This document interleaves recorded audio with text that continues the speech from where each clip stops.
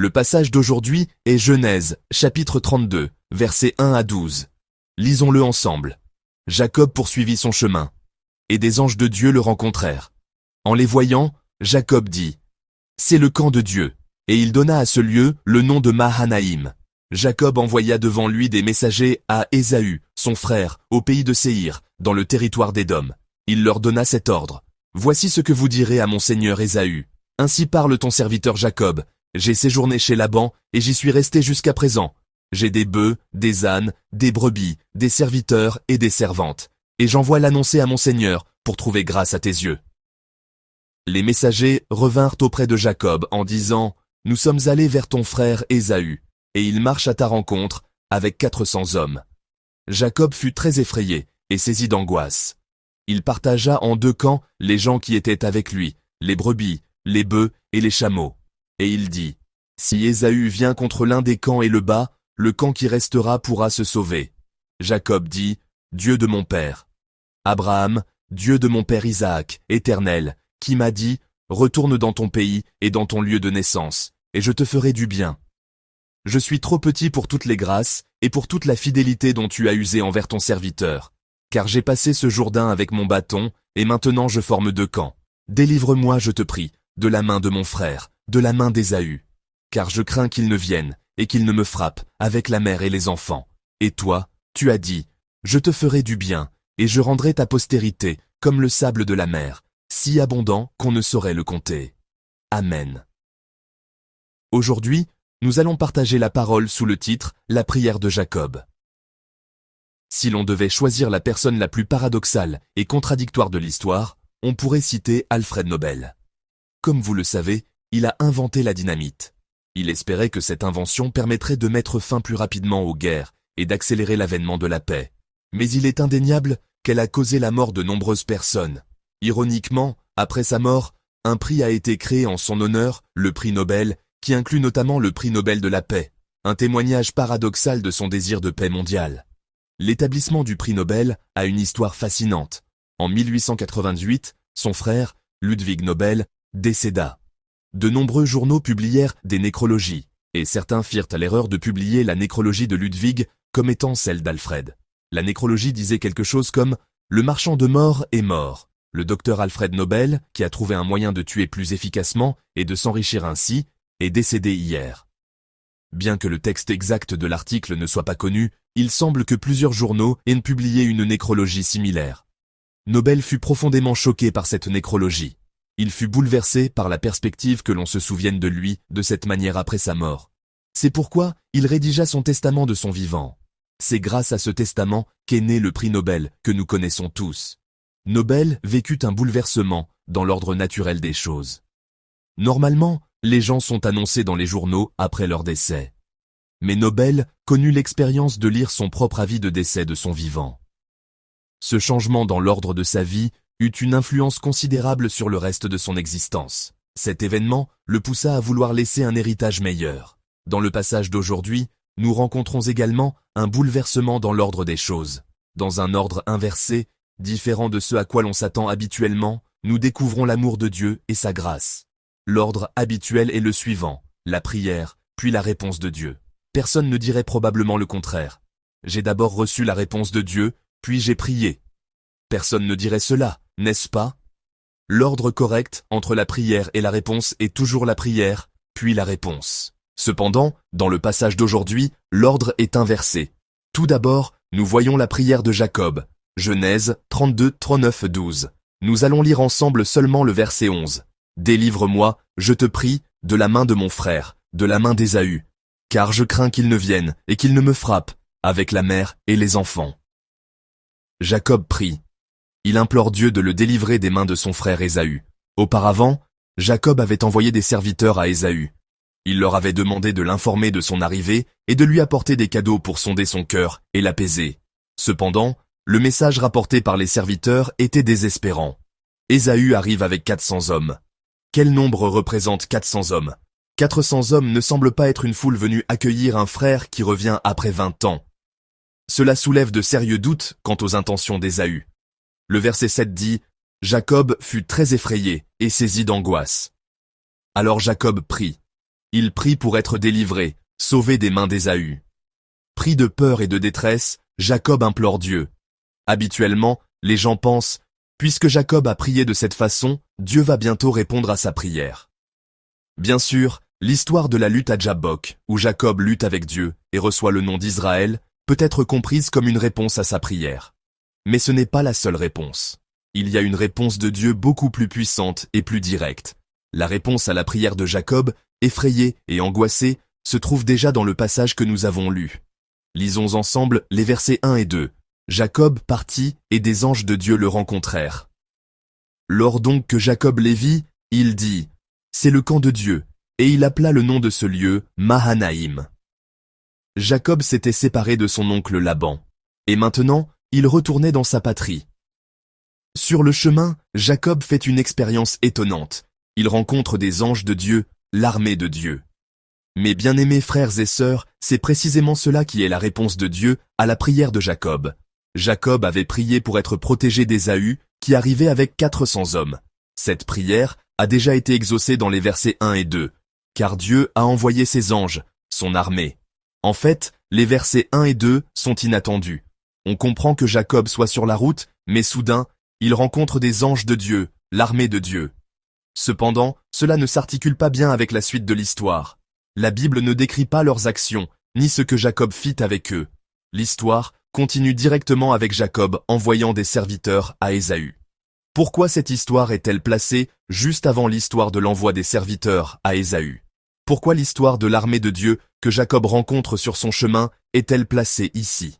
Si elle n'est pas liée à la prière qui suit, comment pouvons-nous interpréter ces deux histoires comme une seule? Changeons légèrement de perspective. Que se passe-t-il si on lit l'histoire de l'armée de Dieu avant la prière? Ne trouve-t-on pas une connexion plus naturelle? Ainsi, ne pourrait-il pas y avoir de réponse à la prière plus précise, plus puissante, plus assurée que Dieu qui montre son armée en réponse à la prière de Jacob? Sauve-moi des mains d'Ésaü, protège-moi. L'armée de Dieu qui pourrait combattre les 400 hommes d'Ésaü, l'armée de Dieu qui pourrait protéger Jacob, n'est-ce pas une interprétation plus naturelle? Jacob apprit qu'Ésaü arrivait avec 400 hommes. Il avait très peur et était très angoissé. Il a prié Dieu avec ferveur. Mais Dieu savait déjà que cela arriverait à Jacob. Dieu a agi avant même que Jacob commence à prier. Dieu lui a envoyé son armée, et, sur le chemin pour rencontrer Ésaü, lui a permis de rencontrer cette puissante armée de Dieu. Ainsi, l'armée de Dieu était déjà avec Jacob, et Dieu fit en sorte que Jacob puisse la voir. Dieu savait déjà qu'il allait prier, qu'il allait avoir peur et être angoissé, et il lui montre qu'il est avec l'armée de Dieu. Nous pensons, si nous prions, la réponse à la prière viendra après. C'est pourquoi nous pensons que si nous ne prions pas, ou si nous ne demandons pas spécifiquement, nous ne recevrons peut-être pas de réponse comme nous le souhaitons. Mais c'est parce que Dieu est déjà au-delà de nos prières. Dieu sait déjà ce dont nous avons besoin, même avant que nous prions. Et il a déjà préparé ce dont nous avons besoin. Dans ce passage, la prière consiste à se souvenir de ce que Dieu a déjà préparé, à croire en ce que Dieu a déjà montré, et à confier cela à Dieu. C'est ce que le passage nous apprend. En février de cette année, j'ai prêché sur Acte 12, et j'ai parlé du thème « La prière, au-delà de la prière ». Après le martyre de Jacques, Pierre a été emprisonné. Ils ont prié pour Pierre, qui était en prison. Que s'est-il passé? Pierre est sorti miraculeusement de prison. Il est arrivé chez Marie, mère de Marc, là où les chrétiens des premiers temps se réunissaient pour prier. Pierre a frappé à la porte, mais les gens ne l'ont pas reconnu. Ils pensaient que ce n'était pas Pierre, et ils ont même pensé qu'il pourrait s'agir de son ange gardien. Ils ont prié. Ils ont prié pour Pierre, mais ils ne savaient pas que Dieu répondrait de cette façon. La prière a dépassé leur attente. Même après cet événement, Hérode, qui était considéré comme un dieu, est mort. Les premiers chrétiens ont-ils prié pour cet événement? Ont-ils prié pour que Hérode meure? Quelqu'un l'a peut-être fait en secret, mais ce n'était certainement pas la prière centrale des premiers chrétiens. Cependant, Dieu a éliminé Hérode. C'est cela la prière qui dépasse la prière. Dieu répond à la prière offerte sans la foi que Pierre reviendrait vivant. Et même pour des sujets pour lesquels ils n'ont pas prié, Dieu répond. La prière dépasse la prière. Le passage d'aujourd'hui est le même. Dieu a déjà répondu à la prière de Jacob avant qu'il ne prie. Dieu n'agit pas de cette façon envers ses fidèles. Dieu sait ce dont Jacob a besoin avant même qu'il ne prie. et il pourvoit déjà à ce besoin avant même la prière. C'est l'histoire de ce passage. La prière commence au verset 9, mais la réponse est déjà au verset 1. C'est l'histoire bénie de la vie du peuple de Dieu. Avant même le début de la prière de Jacob au verset 9, Dieu a déjà entendu sa prière et y a répondu au verset 1. Que nous soyons des personnes qui reçoivent des réponses à nos prières avant même de prier. Que cette vie soit la vie de ceux qui croient. Je vous bénis au nom du Seigneur. Lisons à nouveau le verset 1. Jacob partit, et des anges de Dieu le rencontrèrent. Jacob était sur la route, et il a rencontré des anges de Dieu, l'armée de Dieu. Plus précisément, qui a rencontré qui? Jacob a-t-il rencontré les anges de Dieu, ou les anges de Dieu ont-ils rencontré Jacob? Le verset 1 est une phrase inhabituelle. Le sujet change dans cette courte phrase. Normalement, on dirait « Jacob était en chemin, et il a rencontré les anges de Dieu ». Mais le passage est exprimé ainsi. Jacob partit, et des anges de Dieu le rencontrèrent. Le sujet est délibérément changé. En utilisant une traduction plus libre, cela donnerait ceci. Jacob allait simplement son chemin, et les anges de Dieu sont venus à sa rencontre. Les anges de Dieu apparaissent comme le sujet, l'agent de l'action. Jacob est l'objet. Ce n'est pas Jacob qui a rencontré les anges de Dieu, mais les anges de Dieu qui ont rencontré Jacob. Cela semble la même chose, mais c'est différent. Par cette expression, nous comprenons que c'est Dieu qui a agi en premier, de manière proactive. Avant même que Jacob sache qu'Ésaü arrivait avec 400 hommes, avant même que Jacob prie, Dieu lui montre son armée, sa puissance et sa force. L'armée de Dieu qui protégerait Jacob était venue à Jacob, l'a rencontré et a montré à Jacob qu'elle était avec lui, avant que Jacob ne le sache, avant même qu'il ne prie. Mes chers frères et sœurs, l'ordre peut être inversé. Comme l'homme dont la vie a changé, après avoir vu son avis de décès de son vivant, l'ordre entre la prière et la réponse à la prière peut également être inversé. La prière commence au verset 9, mais Dieu répond déjà au verset 1. Dans cet ordre inversé, nous pouvons comprendre l'amour profond et étonnant de Dieu pour nous.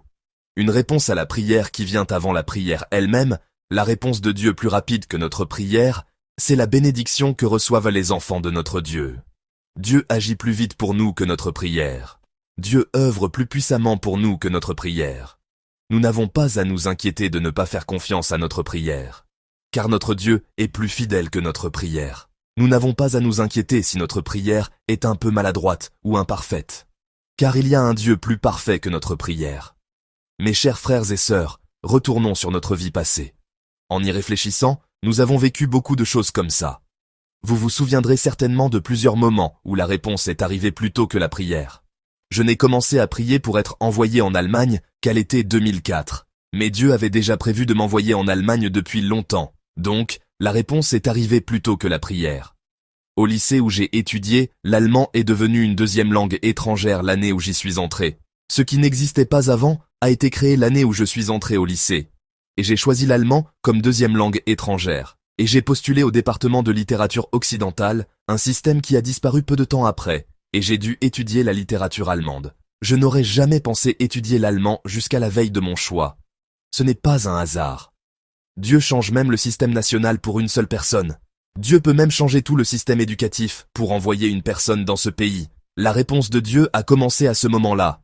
La prière a commencé à la fin de la vingtaine, mais Dieu avait déjà prévu de m'envoyer dans ce pays bien avant. Dieu avait déjà répondu avant même la prière. Mes chers amis, croyez en Dieu qui répond avant même la prière. Dieu répond à la prière de demande de salut et de protection avant même la prière, par son armée. Notre vie est toujours difficile et dure, alors nous prions. Mais notre Dieu est plus rapide que notre prière. Croyez que l'intervention de notre Dieu a déjà commencé avant notre prière. Il a déjà commencé à nous sauver et à nous restaurer. Et il nous délivrera complètement au meilleur moment. Que cette semaine qui commence, nous marchions avec Dieu, qui répond avant même notre prière. Je vous bénis, au nom du Seigneur. Que ce soit une semaine de victoire grâce à la protection de l'armée de Dieu, un Dieu qui sauve et qui protège, je vous bénis au nom du Seigneur. Prions ensemble. Que nous puissions faire l'expérience de Dieu qui répond avant même notre prière dans notre vie.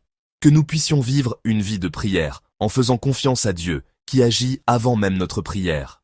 Que nous puissions vivre une vie qui s'appuie sur Dieu. Nous allons continuer à prier ensemble. Je vais prier. Dieu d'amour, merci pour ton amour immense. Seigneur, quand nous regardons notre vie passée, C'est toujours le cas. Dieu a agi avant même notre prière. Seigneur, merci. Dans de nombreuses situations difficiles et pénibles, nous ne pouvons que prier.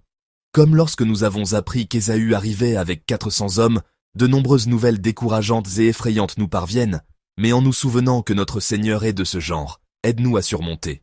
Notre Seigneur est celui qui agit avant même notre prière, celui qui répond pour nous avant même notre prière. Marchant avec un tel Dieu, que nous puissions vivre cette semaine comme une vie victorieuse sous la protection de l'armée de Dieu. Merci. Nous prions au nom de notre Seigneur Jésus-Christ. Amen.